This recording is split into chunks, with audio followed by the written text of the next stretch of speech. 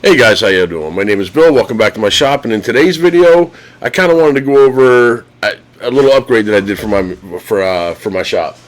You all know I have the Reno 4040, and what I did was I got my birthday came and gone, and I ended up getting for my birthday the extended rails for it to make it, instead of a 400 by 400, it's now 400 by 800. So it's twice as long as what it was, which is phenomenal. I do a lot of grill boards. You saw my video on that. If you didn't, go check that out because that's a good video.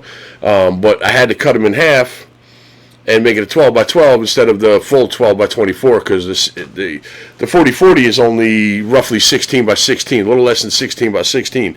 So I couldn't do a full 24 long, so I had to actually cut it in half, put wood dowels in it, use the clamps, clamp it together, get it to dry with the wood glue. This is just so much better. So by having it 800, which is almost 31 and a half inches long, it's twice as long as what it was. So it's awesome. Let me show you what it looks like. You can see it right here. It was right about to here. So now you see I got quite a bit more space all the way in the back. So it's twice as long as what it was. And you ask yourself, what can you do with a beginner type cheaper CNC machine? Well, this is some of the stuff you can do. You saw the grill board that I did. Go check it out if you didn't. But here's another one I did. This is a steak plate. And as you can see right here, it did that. This is made out of teak wood. I got that at Lowe's. It's pretty good hardwood. And this is the thing I made for my grandson. It's a Santa's tray. And it's got the antlers and all the good stuff on it. So I made that with it as well too. With both of these, I used the CNC machine to pocket the juice grooves out and pocket out the part for the Santa's tray. But then I used a laser machine to do all the fine, intricate work with it. So it was real nice to have both of those machines. That's why I tell you all the time, it's so nice that when you do have the CNC and the laser, you can do so much stuff with it. If you don't have that, you really need to get that. Even if you get yourself a cheaper CNC, this CNC was like $450. I don't know what I paid for it, whatever it was. And then I got the rail added to it, which was $118, but it was on sale for like 80 something. Unfortunately, in the U.S., it's not you can't get it in the U.S. right now. Apparently, it is coming. So I was also going to get the wider part of it as well too, which would have made it 24 inches instead of roughly about that. It would have made it a lot wider, and also the 31 and a half inches long. But unfortunately, it's not available in the U.S., so I couldn't get that. I was going to do a video of, I unboxed it, and then I was going to do a video, put it all together. I just decided not to because it just took too long. I wasn't able to dedicate a lot of time in doing it. So it took a couple different times doing it. I didn't want to have to sit there and edit that, so I did not do that. But it's real nice. It's awesome to have that longer bed on it. So it's almost 16 by 31 and a half inches long. So that's real nice to have. And you see what you can do with it. When you're looking at it, you don't get much better than that. That's real nice. You see it's still shiny, it's still wet because it does have the mineral oil on it yet, but that, like I said, that is teak wood, and it's got the sauce for the cups up here to put your sauces. You got the juice groove going around it, and then it's got its personal name over there, and it also has just a little something that I put together when I was doing my steak knives and doing things like that. It has a little type logo in the middle. So those are the things you can do with it. And when I did it, I used Millmage to do all this. So a lot of people out there say, oh, Millmage is a beginner software. Yes, it is. There's not as much stuff you can do with it with some of the other ones. Carveco Maker, you can do the 3D and the V-bits and stuff like that. So yeah, it is not quite to the stage of what that is, but it's definitely going to get there, and it's going to be real nice when it does get to that. Everything I did, you saw on there, was with Millmage, and then Lightburn for the laser machine. So I'm going to jump on the internet real quick, and I want to show you kind of where I got the ideas for it. And when I got my ideas, I was just looking up in Pinterest on what it is, what kind of design I want to make with it, because I wasn't really sure. I've never made one, so I wanted to get a little idea what kind of styles you can make with it. So this is one here. It's $89. I'm not sure what the wood is. I didn't really go down and read all that. But it's decent. I don't have the knife where the knife is.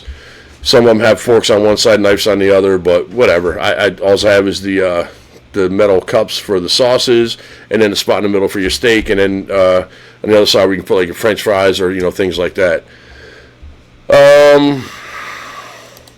This is where I got my idea for the Santa plate.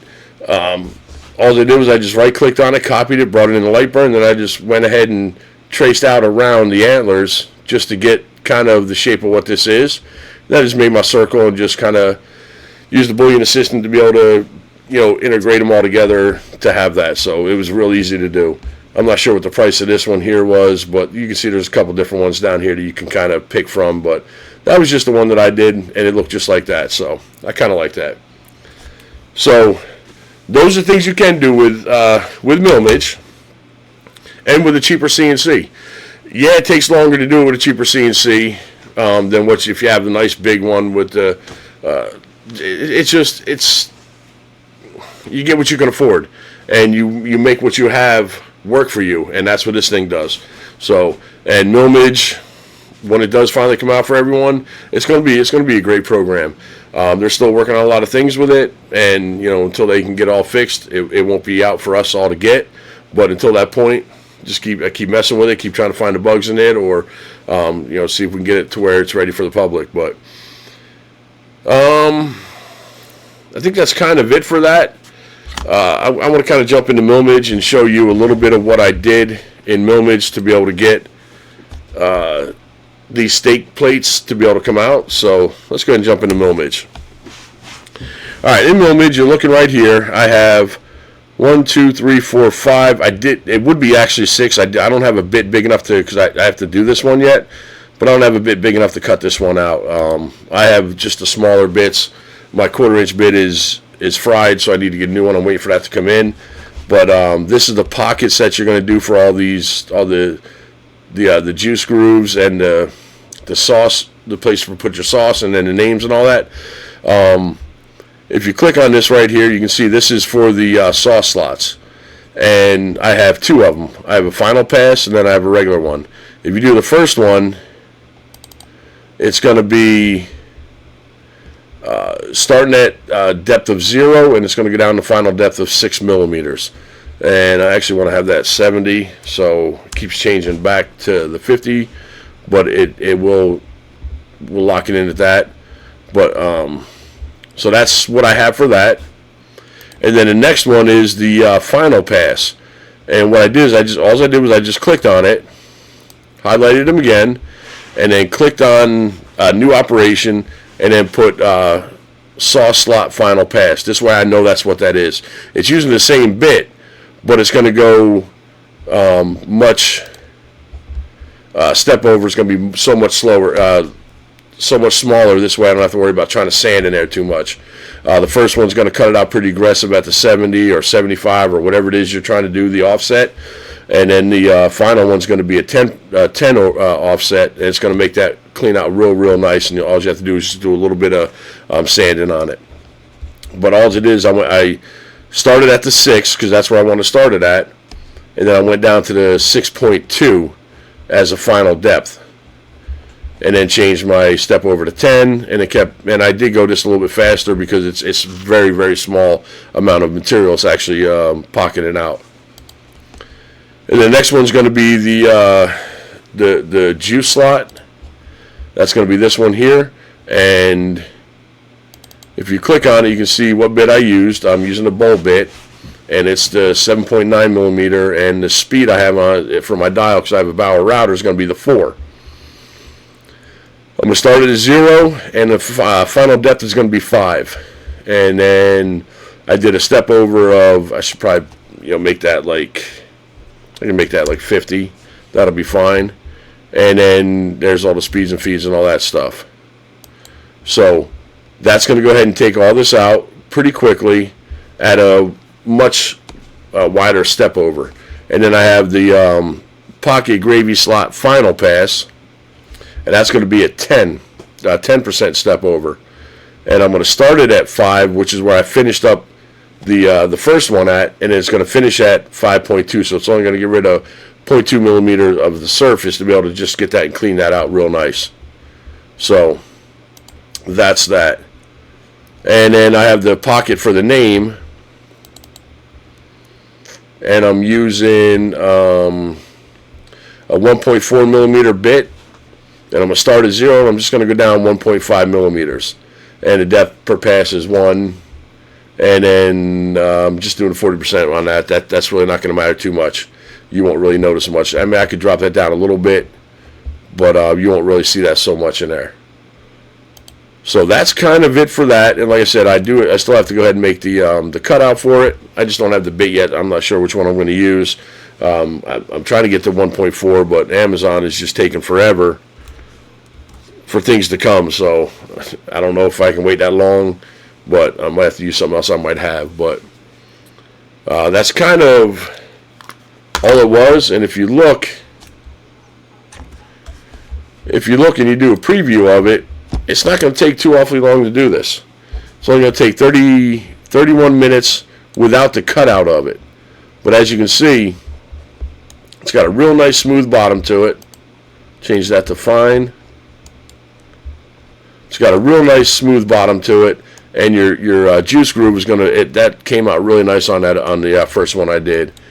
And this one I'm going to do a little different. I'm actually going to use the CNC to cut the name out, to pocket the name out. I actually used my laser on the other one. I had to do so much time sanding it. I'd rather just go ahead and use the CNC to be able to work on that. And then of course your sauce cups are going to fit right in these little pockets. And I have, like you saw, I had them broke down at 2 different tool paths for it.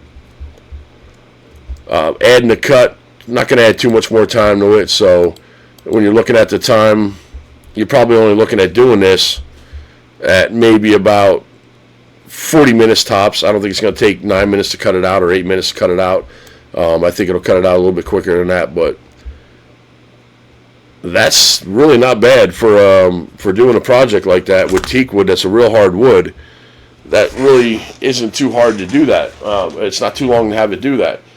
And if you take your step over real low, then it's going to save you a lot of time trying to sit in there sanding all that stuff out.